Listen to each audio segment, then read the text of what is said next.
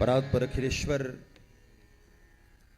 परमपिता भगवान श्री रामचंद्र, श्री हनुमान जी महाराज का परम आशीर्वाद, परम पूज्य सद्गुरुदेव भगवान की अनंत कृपा आज हम सब के मध्य में भारत के वो महान विभूति विराजित हैं जिनके दर्शनों के लिए केवल सांसारिक जन ही नहीं संत समाज भी लालायित रहता है। ऐसे परम पूज्य जगत गुरुदेव भगवान मलुक पीठाधीश्वर परम पूज्य श्री राजेंद्र देवाचार्य जी महाराज और वृंदावन की रसमयी भूमि से पधारे हुए हमारे पूज्य श्री किशोरदास जी महाराज, श्री गोरीलाल कुंज से, श्रीधाम वृंदावन से, और अनेकानेक महापुरुष, सभी पूज्य चरण, सभी पूजनीय, सभी के नाम नहीं मुझे ध्यान है भगवान, इसलिए क्षमा चाहता हूँ। सभी ऐसे महान विभूति आपके मध्य में विराजित हैं जिनके दर्शनों के लिए संत जन भी लालायित रहते हैं। इसलिए इस यात्रा में लगभग 400 संतों को आमंत्रित किया गया था, लेकिन महाराज श्री का प्रेम ऐसा है, उनके दर्शनों की उत्कंठा इतनी थी कि महात्माओं की संख्या बढ़ते बढ़ते 550 से भी ज़्यादा हो गई।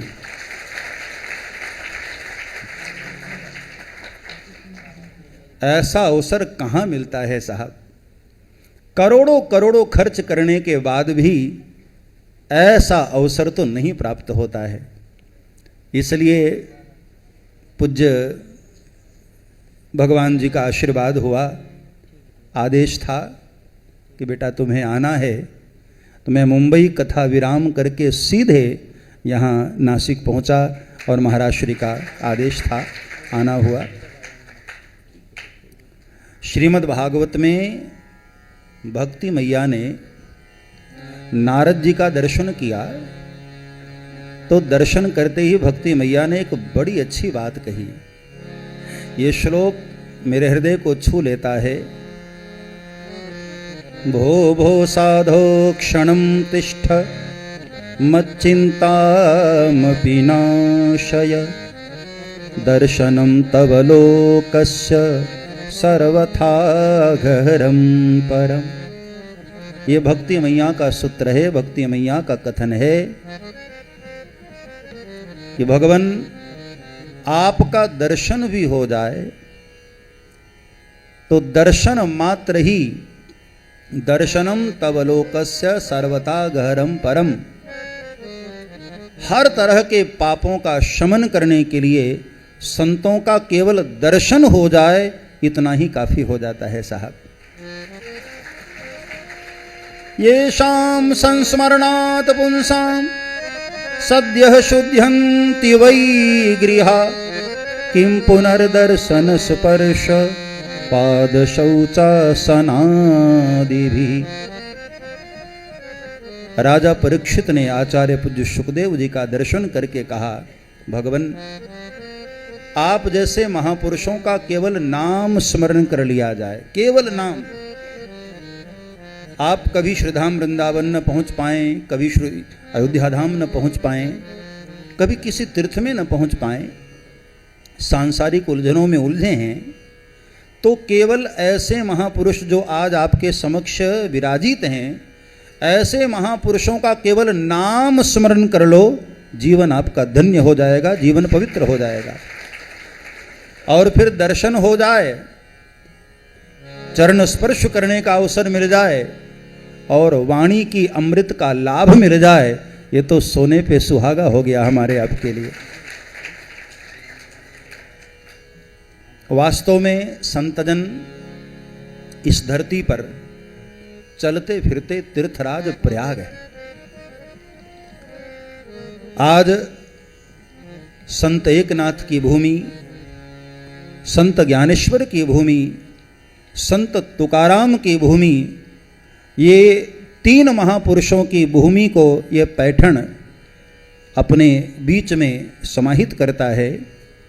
तो मुझे लगता है ये तीनों महापुरुषों के चरणों के मध्य में ये पैठण है। और आज 3 नदियों का संगम चलते फिरते तीर्थराज प्रयाग के रूप में संतों के दर्शन से आपको प्राप्त हो रहा है। मुद मंगल में संत समाजो, गोस्वामी तुलसीदास जी भी मानस में कहते हैं संत समाज चलते फिरते तीर्थराज प्रयाग हैं। तो किसी ने कहा कि प्रयाग में तो 3 नदियां हैं ना, तो संतों में भी 3 नदियां बहती है। चलते फिरते तीर्थराज प्रयाग में भी 3 नदियां हमें प्रत्यक्ष दर्शन करने को मिलेंगी। राम भगति जहाँ सुर सरी धारा, संतों के भीतर जो भक्ति की धारा प्रवाहित हो रही है यही गंगा है। और संतों के भीतर जो ज्ञान की ज्योति प्रज्वलित हो रही है यह सरस्वती है। और संत लोग अपने आचरण से, अपने सदकर्म से जो संसार को प्रेरित करते हैं, ये जो संतों का सदकर्म है यही यमुना मैया है। तो आज इन महापुरुषों की भक्ति, इन महापुरुषों का ज्ञान और इन महापुरुषों का सदकर्म, ये तीनों एक साथ चलकर पैठण धाम में आया है। तो हमारे लिए तो तीर्थराज प्रयाग यही हो गया। जो कोई प्रयाग न पहुंच पाए तो मन में संकोच न करना, मन में दुख न मानना। जब कभी ब्रह्मा जी से मुलाकात हो ना तो कहना कि हमारे भाग्य में नहीं था कि हम प्रयाग जाएं, लेकिन प्रयागराज ने खुद कृपा कर दिया, हमारे पैठण धाम में चलते हुए खुद ही आ गए। एक बार एक संत से मैंने सुना कि नारद जी ने एक बार भगवान को पूछा कि भगवान आपका दर्शन हो जाए तो वो तो मुझे पता है जीव मुक्त हो जाता है, लेकिन संत दर्शन का फल क्या है? कोई संत का दर्शन करे तो संत दर्शन का फल क्या है? तो भगवान मुस्कुराए और नारद जी को कहा कि मैं जवाब दूं तो आपको लगेगा कि मैं संतों की बड़ाई करता हूं। वैसे भी मुझ पर आक्षेप लगते रहते हैं, आरोप लगते रहते हैं कि मैं संतों का बड़ा पक्षधर हूं। तो एक काम करो, धरती पर जाओ और अभी अभी एक कीड़े का जन्म हुआ है, उसको जाकर पूछना। इस छोटे से कीड़े ने भी आपको यदि उत्तर दे दिया तो आप धन्य हो जाओगे। तो नारद जी को थोड़ा अटपटा तो लगा कि इतना महान प्रश्न और एक कीड़े से पूछूं, लेकिन नारद जी ने, भगवान का आदेश था, तो एक अभी अभी कीड़ा जन्मा ही था, उसको जाकर नारद जी ने पूछा कि भाई तू बता सकता है संत दर्शन का फल क्या है?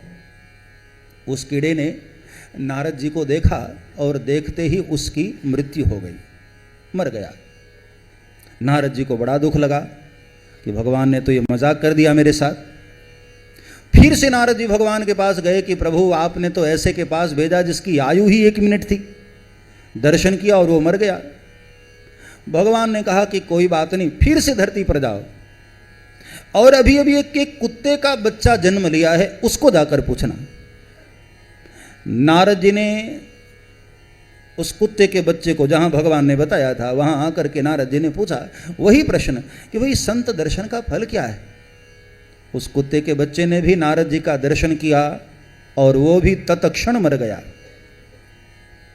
फिर गौ माता के एक बछड़े के पास भेजा, नारद जी ने उसको भी वही प्रश्न किया और उसके साथ भी वही घटना हुई। वह बछड़ा भी नारद जी का दर्शन किया और मृत्यु हो गई। अब नारद जी बड़े दुखी हुए, सोचा कि भगवान बार बार मजाक कर रहे हैं, प्रश्न का उत्तर देना नहीं चाहते हैं शायद, इसलिए भगवान टाल रहे हैं।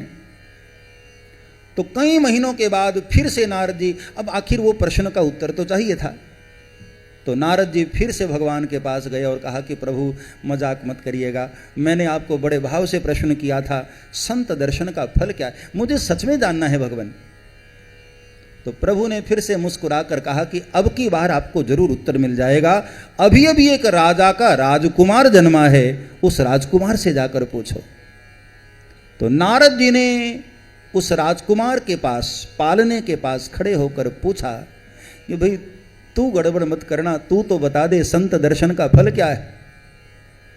तो कहते हैं वो राजकुमार नारद जी को देखकर मुस्कुराया और कहा, भगवान अभी तक आप पहचान नहीं पाए, मैं वही कीड़े का बच्चा था जिसने आपका पहली बार दर्शन किया, दूसरे शरीर में आया, उस बार दर्शन किया, गौ का बछड़ा बना और उस बार भी दर्शन हो गया। अब मैं राजकुमार बनकर के आ गया हूं महाराज, और एक बात मैं पक्की कह रहा हूं कि अब की बार भी दर्शन हो गया तो मैं सीधे भगवत धाम में जाने वाला हूं। अब की बार मेरा ये फल मुझे प्राप्त होगा। ये संत दर्शन का फल है। दर्शनम तव लोकस्य सर्वथा गहरम परम। हर तरह के पापों का मोचन हो जाता है। किसी ने एक बड़ा प्यारा प्रश्न किया कि भाई कई कई नाम होते हैं, साधु है, संत है। एक महात्मा ने, अयोध्या में हमारे एक महात्मा हैं, वो बड़ा अच्छा इसका विश्लेषण करते हैं कि भाई साधु वो है जो साधना करते करते भगवान के पीछे चले। अपनी भाषा में वो इसका बड़ा सुंदर विश्लेषण करते हैं कि साधु वो है जो साधना के मार्ग पर चलकर भगवान के पीछे पीछे चले, लेकिन संत वो है जो भगवान के पीछे नहीं, जिसके पीछे स्वयं भगवान चलने लग जाएं, वो संत है। भगवान कहते हैं मुझे संत जन अत्यंत प्रिय हैं, बहुत प्रिय हैं। जहाँ जहाँ संत जाते हैं मैं उनके पीछे पीछे चलता हूँ। ये मेरे प्रभु की उदारता है। तो आज ऐसे महापुरुषों का हम सबको दर्शन हुआ है। ये जितनी आँखों ने आज संतों के दर्शन किए वो वास्तव में आँखें धन्य हो गईं। नयन ही संत दरस नहीं देखा, लोचन मोर पंख करी लेखा। ये आँखें जो भगवान ने इतनी सुंदर हमको दी हैं, ये सांसारिक विषयों को देखने के लिए नहीं, भोग सामग्रियों को देखने के लिए नहीं, संसार की वासनाओं को देखने के लिए नहीं। भगवान ने इन नयनों की सफलता उसी में रखी गई है, कही है जब इन नयनों से किसी संत का दर्शन हो जाए। आज इन नयनों को संत का दर्शन हुआ, हमारे नयन आज सुनैन हो गए, हमारी आंखें आज अत्यंत पवित्र हो गई। भगवान कहते हैं ना कि धरती पर जब जब अधर्म बढ़ता है, पाप बढ़ता है, तब तब मैं कोई न कोई रूप लेकर के धरती पर अवतरित होता हूं। श्रीमद् भागवत में भी एक प्रश्न आया कि भगवान जब अंतर्ध्यान हो जाते हैं, अंतर्ध्यान का मतलब है यही, बस हमें दिखते नहीं।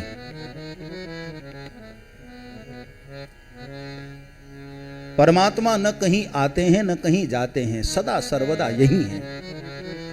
सर्वम खलु इदम ब्रह्म, बल्कि हम ये कह सकते हैं कि भगवान हम में नहीं, हम खुद ही भगवान में, क्योंकि सर्वत्र परमात्मा ही है। तिल बराबर भूमि भी ऐसी नहीं जहां परमात्मा न हो, तो हम खुद ही परमात्मा में हैं। और गहराई में उतरते हैं तो ज्ञानी जन कहते हैं कि परमात्मा में नहीं, हम खुद परमात्मा ही हैं।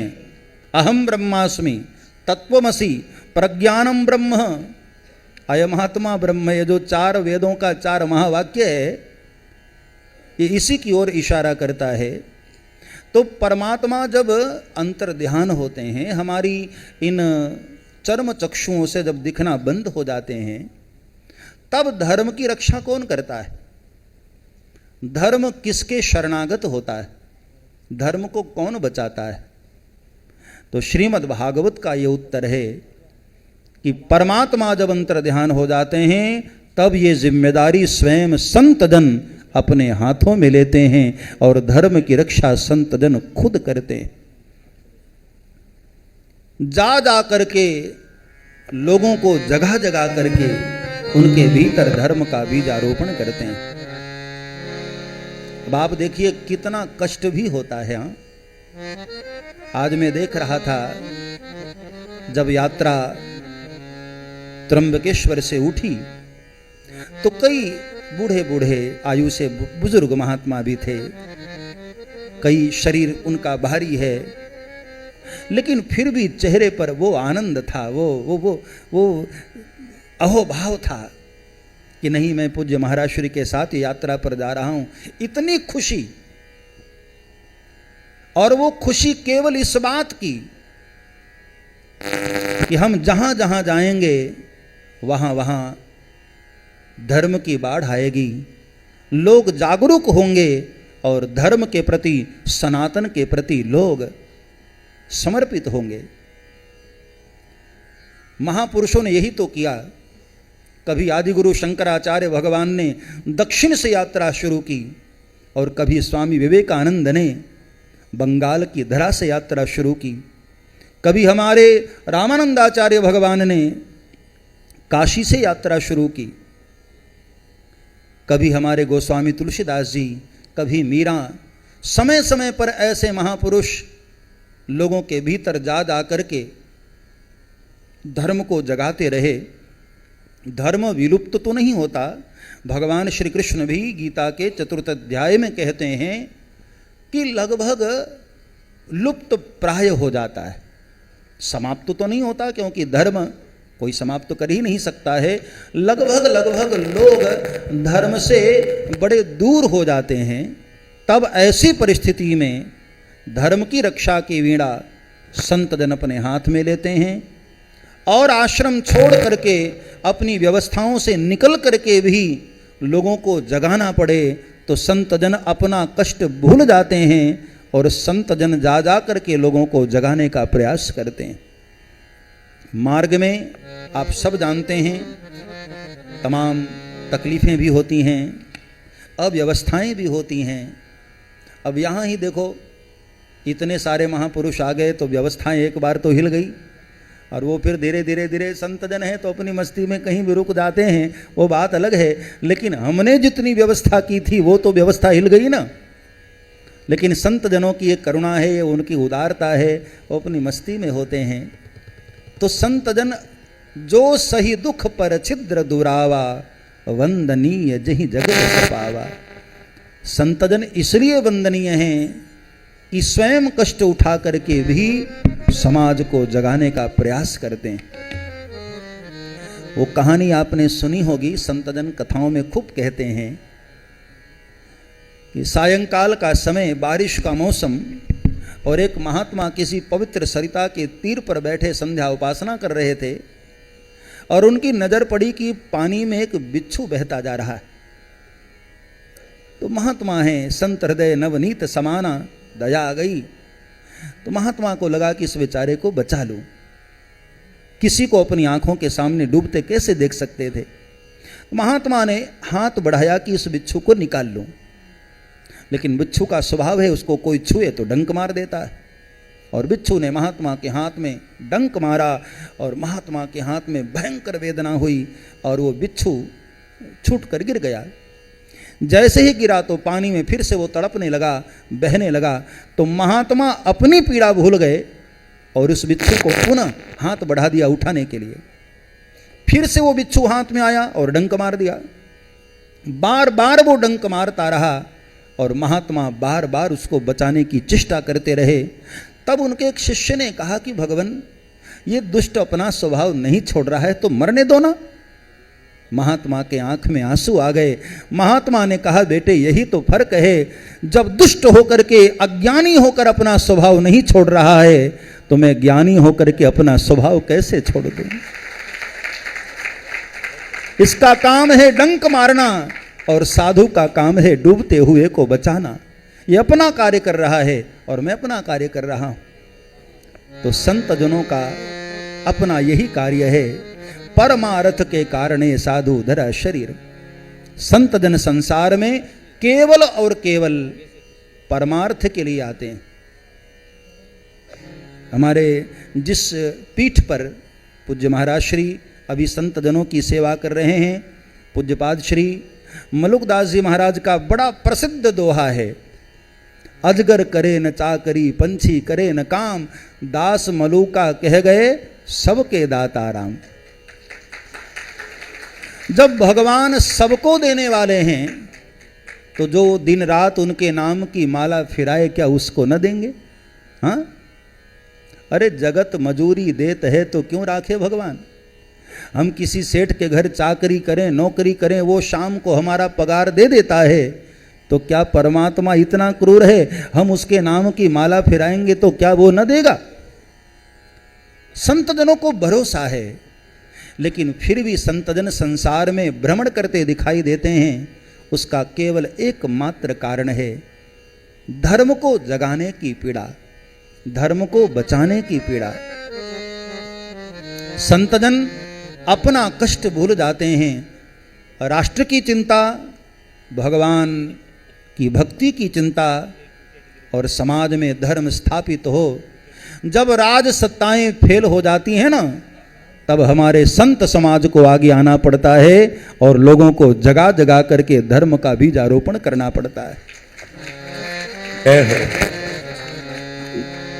इस यात्रा का भक्ति पक्ष तो है ही है, लेकिन मुझे लगता है अंतरात्मा से कहीं एक लक्ष्य ये भी होगा कि लोग हमारे पास आएं, उससे अच्छा है मैं खुद संतों को लेकर समाज के बीच में जाऊं और समाज को जगाऊं, सनातन के प्रति लोगों को उठा करके खड़ा करूं कि उठो और जागो, अब सोए रहने का समय नहीं।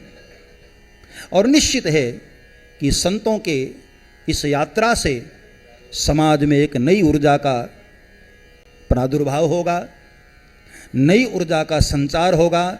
हम सब के भीतर एक नई ऊर्जा का उमंग बढ़ेगा। इसी लक्ष्य को लेकर महापुरुष लोग निकले हैं और जरूर इस यात्रा से मैं समझता हूँ 5 राज्यों से होकर के और कई शहरों और कई गांवों से होकर के यात्रा गुजर रही है। तो जहाँ जहाँ से यात्रा गुजरेगी, निश्चित है कि वो समाज जगेंगे और उठ करके सनातन के प्रति अपने ध्वज को और बुलंद करेंगे। यही इस यात्रा का लक्ष्य है। अभी महाराज श्री की उदारता तो देखो, थके हुए हैं इतनी लंबी यात्रा करके, लेकिन कहते हैं ना अहम भक्त पराधीनो, भक्तों की भावना थी कि महाराज श्री थोड़ी देर सत्संग करें। तो हम सबको बुलाकर पूज्य महाराज श्री, अभी सुबह ब्रह्म मुहूर्त में महाराज श्री को उठना भी है और फिर आगे लंबी यात्रा भी करनी है, लेकिन फिर भी महाराज श्री की करुणा तो देखो।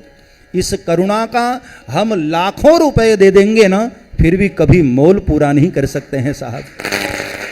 क्या दे सकते हैं इस करुणा के बदले हम? केवल एक ही लक्ष्य है कि आप सब लोग धर्माचरण में युक्त हो जाएं और सन्मार्ग पर चलने का प्रयास करें। यही साधु जनों का अपना आग्रह रहता है, यही आप लोगों से अपेक्षा रहती है। तो मैं अपनी वाणी को विराम करूं। एक बार भाव और प्यार से जय जयकार। बोलिए श्री रामचंद्र भगवान की जय।